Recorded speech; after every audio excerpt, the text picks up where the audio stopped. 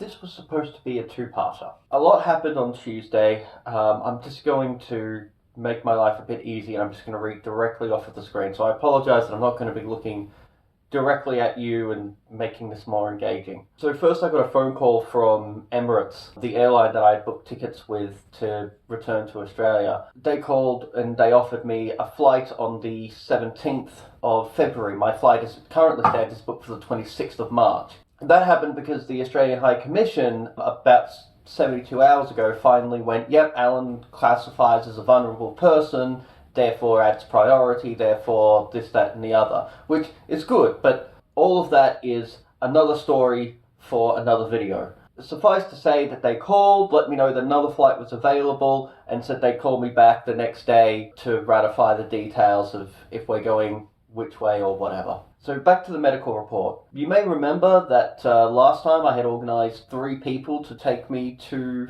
my medical appointment, 1 to transport me, 1 to speak on my behalf. Last time was my mother in Australia via phone call, and the next one was someone to be there in case of an emergency. This time, I had the same person for transport, the same person for emergency, but I managed to find someone to speak on my behalf who had training, who had authority. She's not normally available, but because the next day was going to be a public holiday, she was actually available for that evening and all of that sort of thing, so it was just convenient. So it started out fine. I got into the car, we went a little bit early, I got there and did the TMS treatment. The woman who was coming to speak on my behalf arrived around that same point, and then did the treatment, and then was waiting for my psychiatrist to arrive to have the appointment to actually get the medical report that I could take back with me to Australia. He calls us in. We're one of the first people this time, which was a surprise. And the first thing he does is he asks, "So, what are you here for?" He hadn't read the emails. Again, he had forgotten everything we talked about, again, and when I said I need a medical report, the first thing he did was grab a pen and paper ready to start handwriting a comprehensive medical report of the last 2 years. No, this is the exact opposite of what I need. We had very clearly told him that it needs to be typed, and we told him again while we were there. I had to explain the report to him a second time, in person. This would be almost something like the 4th time if you include the emails. He hadn't read the emails, he hadn't read the previous medical reports, nothing. And when we told him to read it in front of us now, take the time and read it, he only skim read. He just quickly bounced over and went, "Oh, this is actually a lot of detail that I need to go into." We told him the deadline was Tuesday the 16th for Australia, so we needed it by Monday the 15th. He told us, and his response was, "Don't worry, come in on Monday, it'll be done by then, and if it's not done by then, I'll apply for an extension." So yeah, remember that part at the start of this where I'd received a phone call earlier that day suggesting that they might be changing my flights to the 17th? Yeah, this is starting to sound like a great situation, isn't it? Now,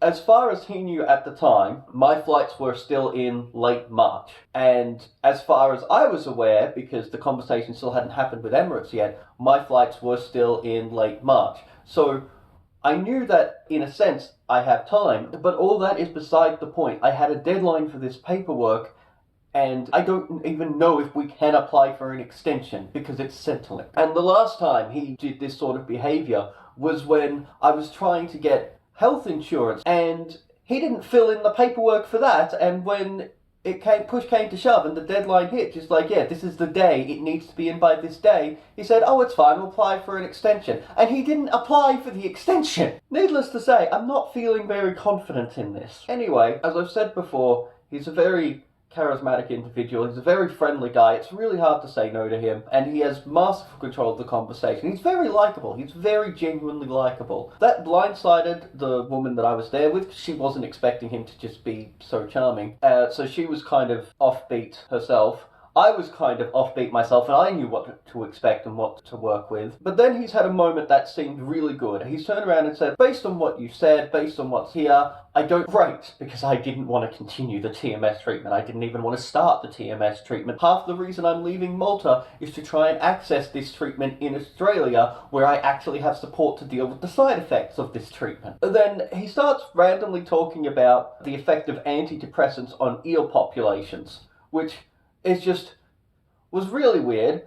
And then he gets a phone call. He answers the phone call. He doesn't actually answer the phone call. He picks the phone up, puts it against his chest, continues talking about eels for a little bit, finishes that line of conversation, and then answers the phone. So he's being rude to everybody at this point. Hangs up, and then he says, okay, so I'll get this done by Monday, and in the meantime, I think you should have 2 sessions of TMS every week until you leave. Now, this isn't even half of the craziness that was that meeting. You remember how we talked about eel populations? He spent a significant portion of time talking to the woman that I was there with, asking her who she is, how long she's known me, what her job is, where she's from, how long has she lived in Malta, where did she get her degrees. He's asking all of this information. This is completely irrelevant. And not only is it completely irrelevant, he charges €80 a session and an additional €80 for everything else. At this point, I've paid €320 for a report I haven't received yet, and based on what he's told me, I need to pay another €160 to actually get the report, because I'll need to pay €80 for the session on Monday and another €80 for the report itself. That's €480 I am spending on a report that could have been emailed to me, that should have been with me already, and just to give you some context, that's half my monthly income. And then he wants to add TMS onto that. I'd like to point out that I previously discussed my finances with him. Now, this was over a year ago, but this hasn't changed. Now, I get it. The guy is very skilled, he is very busy, he has a lot on his plate. It's COVID, and that also adds to things. I do not know what's going on in his life, but I also know that I can't deal with this. So I'm sitting in his office trying to decide, is it honestly worth trying to force him to write out half a dozen page report? Remember, the original report that I wanted him to model it off was a 12-page report. Should I try and force him to write this major report now, or should I just send him daily reminders? Should I contact other people? Should I try some other strategy than just sitting in this office trying to force him to write it? Remembering that this is my only psychiatrist, this is my only doctor. I don't have a regular GP because the local clinic constantly shifts what doctors are on roster. There's no one who's static there. My therapist is just that, a therapist. It's not like she's a medical professional who can sign a lot of these forms. It's just him. He is the only person with medical expertise and medical qualifications who knows my condition, who's been informed about my condition, who's been treating my condition. And as far as I'm aware, he's the only psychiatrist in Malta who even knows anything about catatonia in autism, because it's not that big of a thing here. So I'm sitting here thinking, is it worth trying to get him to write the report when he clearly hasn't done any of the readings, and there's a significant amount of reading? Ultimately, I decided that trying to force him to do it right now, here and now, was not a good plan. Now, that was before it occurred to me that I'd already spent €320 on trying to get this report that hadn't materialized, and next week I'd have to pay another €160 for this report that hasn't materialized. But in the moment, the best call that I thought I could make and still stay on his good side, because I could not risk pissing him off or getting kicked out. As far as I could tell, my best plan was to just bear with it, give him daily reminders, talk to other people, and try and make sure that this happens on Monday. So yeah, maybe I should have forced him. But like I said last time, I'm dealing with a lot of stress. I can't afford to fight battles that I can't afford to lose. And this was, again, one of those examples of a battle I couldn't afford to lose. I couldn't afford to fight it. I am dealing with a lot of stress, and I simply can't afford to lose my only psychiatrist, my only medical support in this country. Anyway, so the meeting's over. I've agreed to coming back in on Monday, get the report done. We leave the building, call to get picked up, and of course I have an episode. Now this may be a great thing, because apparently I had the episode, it was out the front, apparently the cleaning staff saw me in the episode, one of the receptionists saw me in the episode, one of them went and grabbed my psychiatrist, so my psychiatrist has definitely seen me in an episode and was involved in physically getting me into the car. So hopefully him having seen a damn episode in front of his face, which I'm pretty sure he's seen one at least once before, but having seen one more recently will actually, spur him into actual action. But that knocked me out for the next few hours, so I wasn't able to deal with any of the other things that I had to deal with that evening as well. The next day, I gave my therapist a call. I spoke to her to try and get her advice. I wasn't able to complete the call, so she only got 2/3 of the overall story. She basically got all of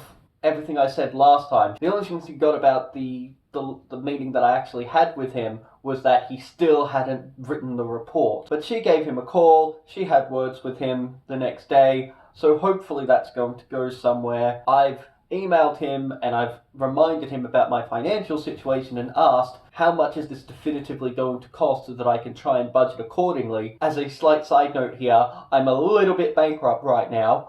We are trying to send him emails daily in the vain hope that he's actually going to read them. Just trying to give him reminders however we can to actually do this thing. If Monday comes along and I don't have this medical report, then one of two things is going to happen. I'm either going to be stuck in Malta without any medical support whatsoever, or I'm going to be going back to Australia, where the last time that I was there, because they had run out of treatment options to give me, they tried to put me in a drug rehabilitation clinic for the rest of my life because that was the only system they had available to me. So right now, I've got no idea what the hell's going to happen.